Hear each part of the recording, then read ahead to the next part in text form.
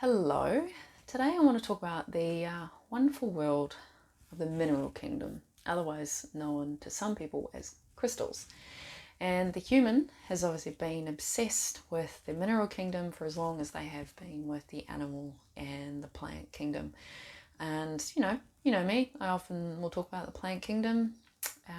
It's a animal symbolism one recently, and so I thought, well, today I haven't really discussed much in regards to mineral kingdom.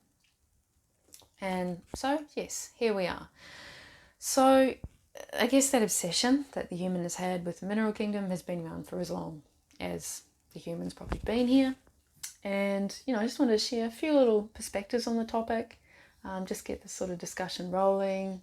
And yeah, let's get into it. So, obviously, some say that the particular crystals have particular, physical, mental, emotional, spiritual attributes to them. Different cultures, different stories, different uses. Some won't move them, some use them to excess, and some some can only be worked with in particular ways because some are actually legit toxic to be in consistent like physical touch with. Some people are super sensitive to these things, and some people don't even feel anything from them. And there's a lot that can be said about that. Obviously, there's different realities in which humans can reside in, and so depending on which reality you reside in is going to depend on how sensitive you may be to these minerals. And that's not necessarily meaning like you're going to be sensitive, that you're like super overwhelmed and can't function. It could just mean that you're able to empathetically actually feel certain attributes of the crystal. And that would be no different to if someone is feeling particular attributes of a group of animals like dogs, or even a particular dog, their dog, right? So I guess that's another way I can explain how like some people can feel a certain relationship with mineral kingdom, and again, same with plants and animals. So obviously, we also have different color associations with them as well, and some are made out of more particular elements than others in regards to, obviously there's the periodic table, but there's also, just to sort of break it down to very simple elements, some are made more out of the element of fire, there's the element of water, there's the element of air, there's pressure, there's earth. We have minerals that have come from out of the earth, so they're not actually really from the earth. They may have been from other matter that's hit the earth as well, which is always rather interesting. And like how matter outside the earth can react with matter here on the earth, which is a whole other thing probably for another day. So anyway, where I'm also wanting to go with this is just to briefly touch on our modern day technology, and how obviously a lot of our technology actually uses the mineral kingdom. A lot of quartz is within most of our technology devices, often used for storage and or creating surfaces for the technology.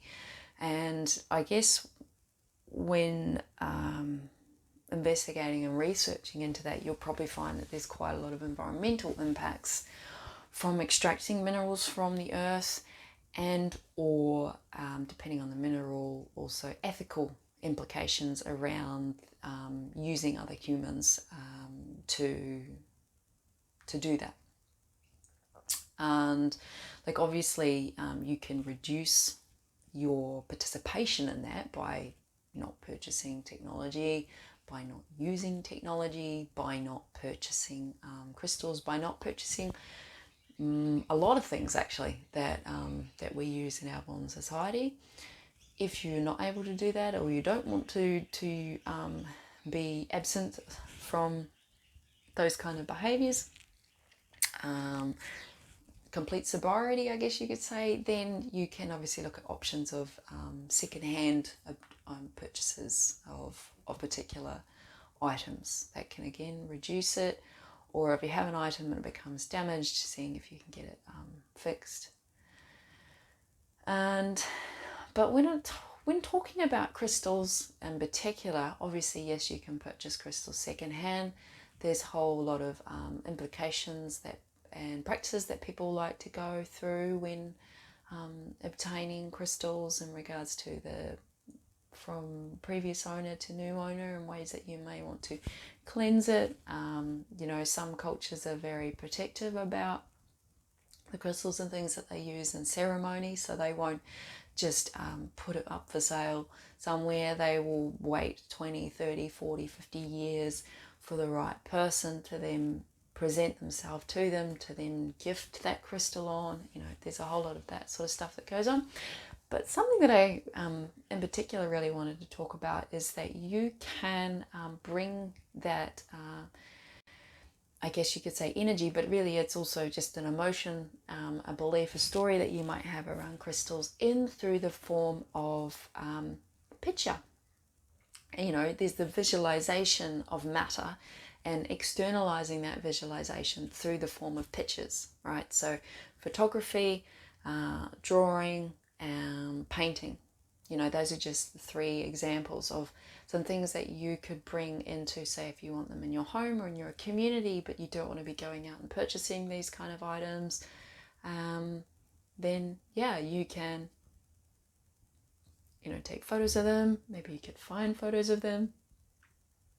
You can purchase photos, all of that.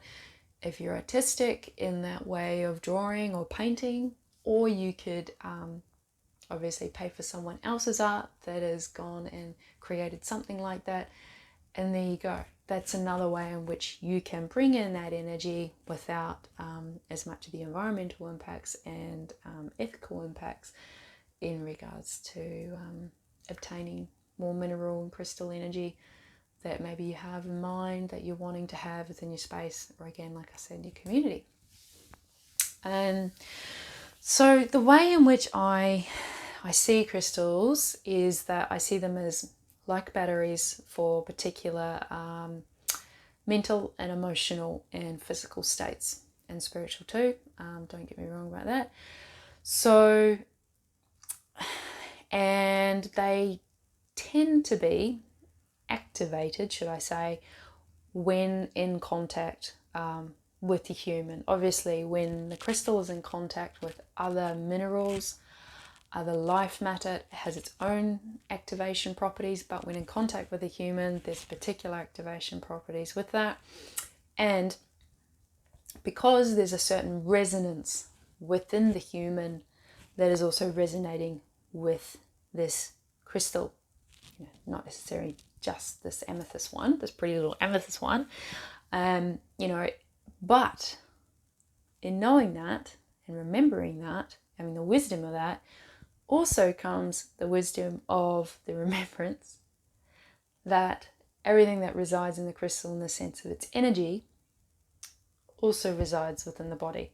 So one does not have to externalize its power over to a crystal in order to embody a particular mental, emotional, spiritual state. Obviously, crystal may help because it's helping you remember, but it's not always necessary. So it's always just something I feel is good to share, good to remind us when engaging not just with crystals, but anything that's outside the human body. We don't always have to give our power over to that thing, because it also does reside within us as well. We are made up of a lot of earth matter, as with everything else that's on the earth, unless it's extra terrestrial, which is a whole other topic in itself.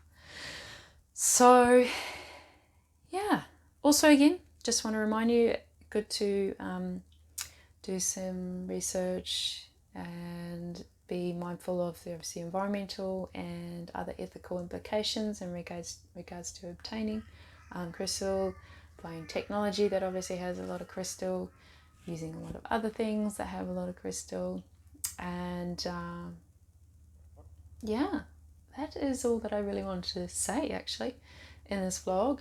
Let me know if you're interested in me doing a vlog about particular crystals and the kinds of physical, mental, emotional, and spiritual attributes that they may help activate within the human.